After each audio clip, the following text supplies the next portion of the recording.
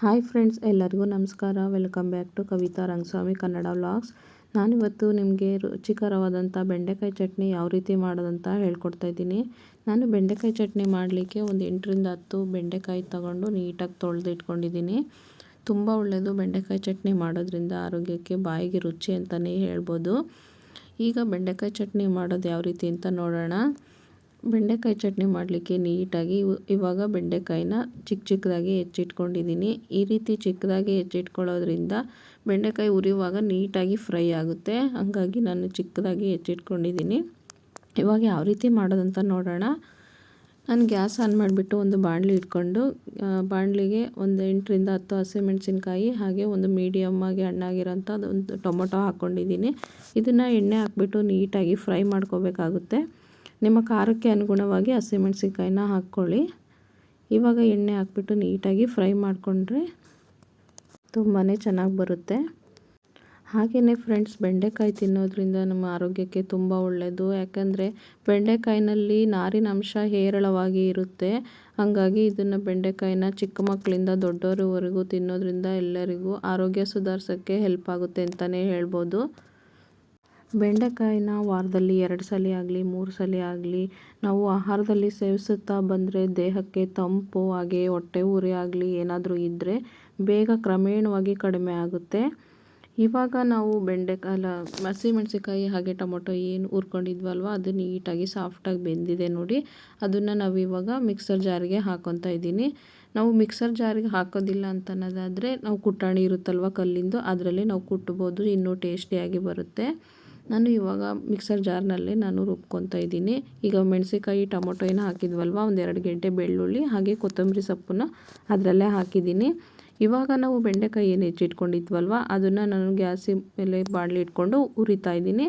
ಸ್ವಲ್ಪ ಎಣ್ಣೆ ಹಾಕ್ಬಿಟ್ಟು ಚೆನ್ನಾಗಿ ಸಾಫ್ಟ್ ಆಗೋವರೆಗೂ ಬೆಂಡೆಕಾಯಿನ ಹುರ್ಕೋಬೇಕು. ಹಾಗೆಯೇ ಬೆಂಡೆಕಾಯಿ ಹುರಿಯುವಾಗ ಸ್ವಲ್ಪ ಲೋಳೆ ಅಂಶ ಜಾಸ್ತಿನೇ ಬರುತ್ತೆ. ಆ ಲೋಳೆ ಅಂಶ ಇರೋದ್ರಿಂದ ಕೆಲವರು ಬೆಂಡೆಕಾಯಿ ತಿನ್ನೋದೇ ಇಲ್ಲ. ಆ ಲೋಳೆ ಅಂಶನೂ ಕೂಡ ಆರೋಗ್ಯಕ್ಕೆ ತುಂಬ ಒಳ್ಳೆಯದು. ಅದು ಮಲಬದ್ಧತೆ ನಿವಾರಣೆ ಮಾಡಲಿಕ್ಕೆ ತುಂಬ ಹೆಲ್ಪ್ಫುಲ್ ಅಂತಲೇ ಹೇಳ್ಬೋದು. ಅದರಲ್ಲಿರೋ ಲೋಳೆ ಅಂಶ ಅದು ಎಲ್ಲ ಹೋಗೋವರೆಗೂ ನಾವು ನೀಟಾಗಿ ಎಣ್ಣೆಯಲ್ಲಿ ಫ್ರೈ ಮಾಡಿದ ಮೇಲೆ ಬೆಂಡೆಕಾಯಿ ಈ ರೀತಿ ಸಾಫ್ಟಾಗಿ ಬೆಂದಿರುತ್ತೆ. ಇವಾಗ ಬೆಂಡೆಕಾಯಿ ನೀಟಾಗಿ ರೆಡಿಯಾಗಿದೆ ನೋಡಿ, ಚೆನ್ನಾಗಿ ಹುರಿದ್ಮೇಲೆ. ಇವಾಗ ಅದನ್ನು ನಾನು ಮಿಕ್ಸಿ ಜಾರಿಗೆ ಹಾಕ್ಕೊತಾ ಇದ್ದೀನಿ. ಬೆಂಡೆಕಾಯಿನ ಮಿಕ್ಸರ್ ಜಾರಿಗೆ ಹಾಕ್ಕೊಂಡು ಸ್ವಲ್ಪ ಜೀರಿಗೆ ಆ್ಯಡ್ ಮಾಡಬೇಕು. ಸ್ವಲ್ಪ ಹಾಕಿದರೆ ಸಾಕು. ಜೀರಿಗೆ ಹಾಕೋದ್ರಿಂದ ಜೀರ್ಣಕ್ರಿಯೆ ಕೂಡ ತುಂಬ ಚೆನ್ನಾಗಿ ಆಗುತ್ತೆ. ಹಾಗೆಯೇ ಈ ಬೆಂಡೆಕಾಯಿನಲ್ಲಿ ಎ ಜೀವಸತ್ವ ಜಾಸ್ತಿ ಇರೋದ್ರಿಂದ ದೃಷ್ಟಿ ದೋಷ ನಿವಾರಿಸೋಕ್ಕೂ ಸಹ ಹೆಲ್ಪ್ ಅಂತಲೇ ಹೇಳ್ಬೋದು. ಇದು ತುಂಬ ಯೂಸ್ಫುಲ್ ಇದೆ ಇದು ಬೆಂಡೆಕಾಯಿ.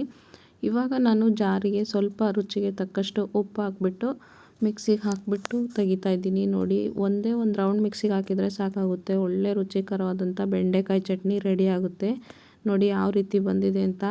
ಲಿಟ್ರಲಿ ನನಗೆ ಇವಾಗ ವಾಯ್ಸ್ ಓವರ್ ಕೊಡಬೇಕಾದ್ರೂ ಚಟ್ನಿ ನೋಡ್ಬಿಟ್ಟು ಬಾಯಲ್ಲಿ ನೀರು ಬರ್ತಾಯಿದೆ, ಅಷ್ಟು ಚೆನ್ನಾಗಿ ಬಂದಿತ್ತು ನೋಡಿ. ಇವಾಗ ನಾನು ಸರ್ವ್ ಮಾಡಿದ್ದೀನಿ. ಒಂದು ಬಟ್ಲಿಗೆ ಹಾಕ್ಬಿಟ್ಟು ಎಷ್ಟು ಚೆನ್ನಾಗಿ ಕಾಣಿಸ್ತಾ ಇದೆಯೋ ಅಷ್ಟೇ ಟೇಸ್ಟಿಯಾಗಿ ಕೂಡ ಇತ್ತು. ಖಂಡಿತ ನೀವೊಮ್ಮೆ ಟ್ರೈ ಮಾಡಿ ನೋಡಿ ಈ ರೆಸಿಪಿನ, ತುಂಬ ಇಷ್ಟ ಆಗುತ್ತೆ. ಹಾಗೆ ವಿಡಿಯೋ ನೋಡ್ತಾ ಇರೋರು ಸಬ್ಸ್ಕ್ರೈಬ್ ಮಾಡ್ಕೊಂಡು ನೋಡಿ. ವಿಡಿಯೋ ಇಷ್ಟ ಆದರೆ ಪ್ಲೀಸ್ ಲೈಕ್ ಮಾಡಿ, ಶೇರ್ ಮಾಡಿ. ಹೊಸ್ದಾಗಿ ನೋಡ್ತಾ ಇರೋರು ಸಬ್ಸ್ಕ್ರೈಬ್ ಮಾಡ್ಕೊಂಡು ನೋಡಿ ಫ್ರೆಂಡ್ಸ್. ಇವಾಗ ಚಪಾತಿ ಜೊತೆ ಸರ್ವ್ ಮಾಡಿದ್ದೀನಿ ನೋಡಿ. ತುಂಬ ಅಂದರೆ ತುಂಬ ಟೇಸ್ಟಿಯಾಗಿತ್ತು. ನೀವು ಟ್ರೈ ಮಾಡೋದನ್ನು ಈ ರೆಸಿಪಿ ಮರಿಬೇಡಿ. ಹಾಗೆ ನಿಮ್ಮ ಮನೆಯಲ್ಲಿ ಯಾವ ರೀತಿ ಮಾಡ್ತೀರಾ ಅಂತಲೂ ಕಾಮೆಂಟ್ ಮಾಡಿ ತಿಳಿಸಿ, ಓಕೆನಾ. ಹಾಗೆಯೇ ನಮ್ಮ ದೇಹದಲ್ಲಿರೋವಂಥ ಇಮ್ಯುನಿಟಿ ಪವರ್ ಹೆಚ್ಚಿಸ್ಕೊಳ್ಲಿಕ್ಕೆ ಬೆಂಡೆಕಾಯಿ ತಿನ್ನೋದನ್ನು ಮರಿಬೇಡಿ. ತುಂಬ ಒಳ್ಳೆಯದು ಅಂದರೆ ತುಂಬ ಒಳ್ಳೆಯದು. ಶುಗರ್ ಪೇಷಂಟ್ಸು ಎಲ್ಲರೂ ಕೂಡ ತಿನ್ನಬೇಕು ಬೆಂಡೆಕಾಯಿನ. ಯಾಕಂದರೆ ಅಷ್ಟೊಂದು ಔಷಧಿ ಗುಣಗಳು ಈ ಒಂದು ಬೆಂಡೆಕಾಯಿನಲ್ಲಿ ಇದ್ದಾವೆ ಅಂತಲೇ ಹೇಳ್ಬೋದು. ಹಾಗೆಯೇ ಯಾರೆಲ್ಲ ಡಯಟ್ ಮಾಡ್ತಾಯಿದ್ದೀರಾ ತೂಕ ಇಳಿಸ್ಲಿಕ್ಕೆ ಅಂತೇಳಿ, ಅಂಥವರೆಲ್ಲ ಈ ಬೆಂಡೆಕಾಯನ್ನು ತಿನ್ಕೋಬೋದು, ತುಂಬ ಒಳ್ಳೆಯದು. ಇವತ್ತಿನ ವಿಡಿಯೋ ಇದಾಗಿತ್ತು ಫ್ರೆಂಡ್ಸ್. ಮತ್ತೊಂದು ವಿಡಿಯೋದೊಂದಿಗೆ ಮತ್ತೆ ಸಿಗ್ತೀನಿ. Bye friends.